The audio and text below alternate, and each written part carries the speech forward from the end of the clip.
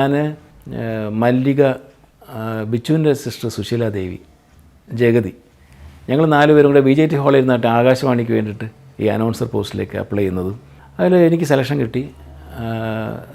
പിന്നെ ഞാൻ കമേഴ്സ്യൽ ബ്രോഡ്കാസ്റ്റിങ്ങിലെ ആദ്യത്തെ അനൗൺസറായിരുന്നു. ഞാൻ തുടങ്ങിയ സമയത്ത് ഞാനും ജോൺ സാമ്പിളും സുമംഗല ചേച്ചി, ഉദയഭാൻ സാർ, അങ്ങനെ പത്മരാജൻ ചേട്ടൻ അവിടെ അനൗൺസറും ന്യൂസ് റീഡറുമായിട്ടുണ്ടായിരുന്നു.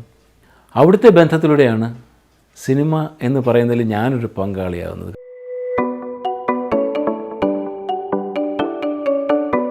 നമസ്കാരം. 1980-90കളിലെ ഒരു കോളേജ് ക്യാമ്പസ്, കാൽപ്പനിക പ്രണയത്തിന്റെ ആഘോഷം പോലെ പൂത്തുലഞ്ഞു നിൽക്കുന്ന വാഗമരങ്ങൾ, നീണ്ട ക്യാമ്പസ് റോഡിൽ അനുരാഗബദ്ധരായി നടന്നു പോകുന്ന പ്രണയിതാക്കൾ, ഗേറ്റിനു വെളിയിലായി ഏകനായി നടന്നു വരുന്ന നീണ്ട മുടിയും വിഷാദഭാവത്തോടെയുള്ള കണ്ണുകളുമായി ഒരു ചെറുപ്പക്കാരൻ. അയാളുടെ ശരീരഭാഷയിൽ നിന്നറിയാം പ്രണയ തിരസ്കരണത്തിന്റെ കൈപ്പറിഞ്ഞ ഒരു സാധുവാണെന്ന്. ഒരു വേണു നാഗവള്ളി ലൈൻ. ഈ ഒരു ക്യാമ്പസ് പ്രയോഗം മാത്രം മതി നടനും തിരക്കഥാകൃത്തും സംവിധായകനും എഴുത്തുകാരനുമായ വേണു നാഗവള്ളി എന്ന അനുഗ്രഹീത കലാകാരനെ സാക്ഷ്യപ്പെടുത്തുവാൻ. ശ്രീ വേണു നാഗവള്ളി മലയാള സിനിമയിലെ കാൽപ്പനിക പ്രണയത്തിലെ വിരഹനായകൻ.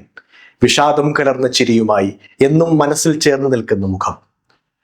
NS വേണുഗോപാൽ എന്ന വേണു നാഗവള്ളി ആകാശവാണി പ്രോഗ്രാം എക്സിക്യൂട്ടീവും വ്യാഖ്യാതാവും നാടകകൃത്തും സംവിധായകനുമായിരുന്ന നാഗവള്ളി RS കുറുപ്പിന്റെയും രാജമ്മയുടെയും മകനായിട്ടാണ് 1949 ഏപ്രിൽ 16 വേണു നാഗവള്ളി ജനിച്ചത്. രാമചന്ദ്രൻ, വസുന്ധര, ലളിതാംബിക എന്നിവർ സഹോദരങ്ങൾ. മീരയാണ് ഭാര്യ. ഒരു കുട്ടിയുണ്ട്, വിവേക്. തിരുവനന്തപുരം മോഡൽ സ്കൂളിൽ, യൂണിവേഴ്സിറ്റി കോളേജ് എന്നിവിടങ്ങളിലായിരുന്നു വിദ്യാഭ്യാസം. കലാകാരന്റെ മനസ്സുള്ളത് കൊണ്ടാവും പഠനവും വേണവും ഒരു സ്വരച്ചേർച്ചയില്ലാതെ പോയി. പ്രീ ഡിഗ്രി, എഞ്ചിനീയറിംഗ്, ഫോറസ്ട്രി എല്ലാം പാതി വഴിയിൽ ഉപേക്ഷിക്കേണ്ടി വന്നു. പൂന ഫിലിം ഇൻസ്റ്റിറ്റ്യൂട്ടിൽ പഠിക്കാൻ പോയി. എന്നാൽ സ്കോളർഷിപ്പ് കിട്ടാത്തതിനാൽ അതും മുടങ്ങി. അവസാനം സിനിമയിൽ തന്നെ അദ്ദേഹം തന്റെ പ്രാഗൽഭ്യം തെളിയിച്ചു. യഥാർത്ഥ കലാകാരന്റെ ശരിയായ തീരുമാനം. പിതാവിന്റെ പാത പിന്തുടർന്ന് ഓൾ ഇന്ത്യ റേഡിയോയിൽ അനൗൺസറായി ഔദ്യോഗിക ജീവിതത്തിന് തുടക്കമിട്ടു. തുടർന്ന് സിനിമയിലെത്തുകയും ആദ്യം അഭിനേതാവും പിന്നീട് തിരക്കഥാകൃത്തും സംവിധായകനുമായി മാറി. മലയാളത്തുമുള്ള സിനിമകൾ ചെയ്യുന്നതിൽ ശ്രദ്ധേയനായിരുന്നു ഇദ്ദേഹം. ഏകദേശം 32ഓളം ചലച്ചിത്രങ്ങളിൽ അഭിനയിക്കുകയും 12 മലയാള ചിത്രങ്ങൾ ഇദ്ദേഹം സംവിധാനം ചെയ്യുകയും ചെയ്തു. 10ഓളം ചിത്രങ്ങൾക്ക് വേണ്ടി രചന നിർവഹിക്കുകയും ചെയ്തു. P. പത്മരാജനുമായി റേഡിയോ സ്റ്റേഷനിൽ ജോലി ചെയ്യുന്നപ്പോഴുള്ള സൗഹൃദവും സ്നേഹവുമാണ് വേണുവിനെ സിനിമാ നടനാക്കുന്നത്. ഉൾക്കടൽ എന്ന ജോർജ് ഓണക്കൂറിന്റെ നോവൽ KG ജോർജ് സിനിമയാക്കിയപ്പോൾ P. പത്മരാജന്റെ റെക്കമെൻഡേഷനിൽ KG ജോർജിനെ കാണാൻ വേണുപോയി. നല്ല മഴയിൽ നനഞ്ഞു കുതിർന്നു വന്ന് ചുരുണ്ട് ചെറുതായി നീണ്ട മുടിയും വിഷാദം നിറഞ്ഞ മന്ദഹാസവുമായി നിൽക്കുന്ന വേണുവിനെ KG ജോർജ് തന്റെ സിനിമയിലേക്ക് കാസ്റ്റ് ചെയ്തു. ഉൾക്കടലിൽ ശോഭയുടെ നായകനായി മലയാള സിനിമയിൽ അരങ്ങേറ്റം. സിനിമയും സിനിമയിലെ വേഷവും ശ്രദ്ധിക്കപ്പെട്ടു. വിഷാദം തുളുമ്പുന്ന പ്രണയ നായകനായി അക്കാലത്ത് നിരവധി ചിത്രങ്ങളിൽ വേണു നായകനായി. ശാലിനി എന്റെ കൂട്ടുകാരിയിൽ ശോഭയോടൊപ്പം നായകനായത് ഏറെ ശ്രദ്ധിക്കപ്പെട്ടു. ചില്ല്, ഓമനത്തിങ്കൾ, ലേഖയുടെ മരണം ഒരു ഫ്ലാഷ് ബാക്ക്, മീനമാസത്തിലെ സൂര്യൻ, ആരാന്റെ മുല്ല, കൊച്ചുമുല്ല, ദേവദാസ്, വാർത്ത തുടങ്ങിയ പ്രേക്ഷകരുടെ ശ്രദ്ധ പിടിച്ചു പറ്റിയ വിഷാദ നായകന്റെ വിവിധ വേഷപ്പകർച്ചകൾ. പത്മരാജന്റെയും KG ജോർജിന്റെ സിനിമകൾ വിഷാദ നായകൻ അപ്പുറം ഒരു വേഷപ്പകർച്ചയ്ക്ക് വേണുവിനെ സഹായിച്ചു. ആദാമിന്റെ വാരിയല്, യവനിക, പഞ്ചവടിപ്പാലം, അങ്ങനെ പ്രേക്ഷക മനസ്സിൽ മായാതെ നിൽക്കുന്ന കഥാപാത്രങ്ങൾ. 1980-98 വരെ വേണു നാഗവള്ളി എന്ന അഭിനേതാവ് എന്ന നിലയിൽ വളരെ നന്നായി തിളങ്ങി. സൂപ്പർ ഹിറ്റായ സുഖമോ ദേവി എന്ന ആത്മകഥാംശം കലർന്ന സിനിമയുടെ കഥയും തിരക്കഥയും സംവിധാനവും ചെയ്തുകൊണ്ട് സിനിമാ സംവിധാന രംഗത്തേക്ക് വന്നു. സർവകലാശാല, അയിത്തം, ലാൽസലാം, ഏയോട്ടു, ആയിരപ്പറ, അഗ്നിദേവൻ, രക്തസാക്ഷികൾ സിന്ദാബാദ് തുടങ്ങി വേണു 12ഓളം വിജയ ചിത്രങ്ങൾ സംവിധാനം ചെയ്തു. മലയാള സിനിമയിലെ എക്കാലത്തെയും ചരിത്ര വിജയമായ കിലുക്കം എന്ന ജനപ്രീതി നേടിയ ചിത്രത്തിന്റെ തിരക്കഥാ രചനയിലൂടെ ഹാസ്യവും തനിക്ക് വഴങ്ങുമെന്ന് ശ്രീ വേണു നാഗവള്ളി സാക്ഷ്യപ്പെടുത്തി. സർവകലാശാല, അർത്ഥം, അഹം, ആയിരപ്പറ, കളിപ്പാട്ടം, അങ്ങനെ സുഗമോ ദേവി മുതൽ ഭാര്യ സ്വന്തം സുഹൃത്ത് വരെ 10ഓളം സിനിമകൾക്ക് തിരക്കഥയൊരുക്കി. 1980കളിൽ മോഹൻലാലിനെ ഹിറ്റ് മേക്കർ ആക്കിയതിൽ വേണു നാഗവള്ളി എന്ന എഴുത്തുകാരന്റെയും സംവിധായകനും നല്ലൊരു പങ്കുണ്ട്. ഗായകനാകാൻ കുതിച്ച് സിനിമയിൽ വന്നു. എന്നാൽ നടനും സംവിധായകനും തിരക്കഥാകൃത്തുമായ വേണു നാഗവള്ളി രവീന്ദ്ര സംഗീതത്തിന്റെ വലിയ ആരാധകനും സുഹൃത്തുമായിരുന്നു.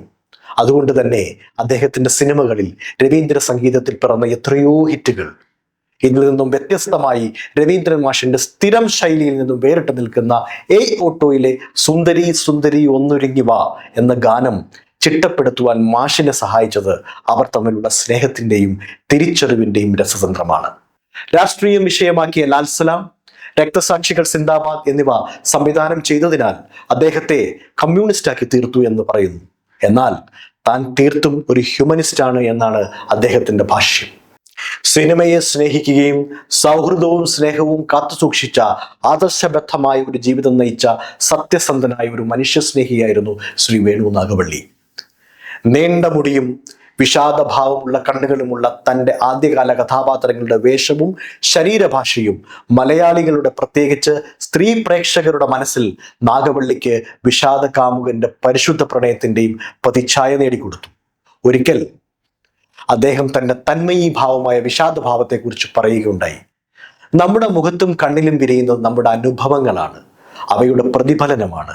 ജോലി കിട്ടാതെ അലഞ്ഞ നാളുകളിൽ ഞാൻ ഒരുപാട് കഷ്ടപ്പെട്ടിട്ടുണ്ട്. അതിൻ്റെ അവശേഷിപ്പുകൾ മാത്രമാണ് എൻ്റെ മുഖത്ത് തെളിയുന്നതും. സിനിമയിൽ മാത്രമല്ല, ജീവിതത്തിലും ഞാനൊരു നിരാശാകാമുകനായിരുന്നു. സുഖമോ ദേവി എന്ന സിനിമ എൻ്റെ തന്നെ ജീവിത കഥയാണ്. അതിൽ ശങ്കർ ചെയ്ത കഥാപാത്രം ഞാനാണ്. ഈ ദേവി ഒരു ഗായികയാണ്, എൻ്റെ കൂട്ടുകാരിയുടെ പെങ്ങൾ. പക്ഷേ ആ പ്രണയം വിവാഹത്തിലെത്തിയില്ല. എൻ്റെ സിനിമ പോലെ നിരാശാകാമുകനായി ഞാനും. ആദ്യ പ്രണയത്തിന്റെ തകർച്ചയിൽ തിരുവനന്തപുരത്തെ കടൽപ്പാലത്തിൽ നിന്നും ആത്മഹത്യ ചെയ്യാൻ തീരുമാനിച്ചതാണ്. വിരോധാഭാസം എന്ന് പറയട്ടെ, സുഖമോ ദേവി എന്ന സിനിമയുടെ ആദ്യ ഷൂട്ട് കടൽപ്പാലത്തിൽ നിന്നാണ് തുടങ്ങുന്നത്. പുഷ്പിക്കാത്ത പ്രണയങ്ങൾക്ക് 80-90 ക്യാമ്പസ് കാലത്ത് വേണു നാഗവള്ളി ലൈൻ എന്ന പ്രയോഗവും അങ്ങനെ ഉണ്ടായതാണ്. വാണിജ്യ സിനിമകൾക്കും ആർട്ട് സിനിമകൾക്കും ഇടയിൽ തൻ്റെതായ സ്ഥാനം കണ്ടെത്തിയ വേണു നാഗവള്ളിയുടെ അവസാന കാലം രോഗാതുരമായിരുന്നു. ഗുരുതരമായ സിറോസിസ് രോഗത്തെ തുടർന്ന് 61-ാം വയസ്സിൽ 2010 സെപ്റ്റംബർ 9 തിരുവനന്തപുരത്തെ ആശുപത്രിയിൽ വെച്ച് അദ്ദേഹം അന്തരിച്ചു. സംസ്കാരം തൈക്കാട് വൈദ്യുത ശ്മശാനത്തിൽ സംസ്ഥാന സർക്കാരിന്റെ ഔദ്യോഗിക ബഹുമതികളോടെ നടന്നു.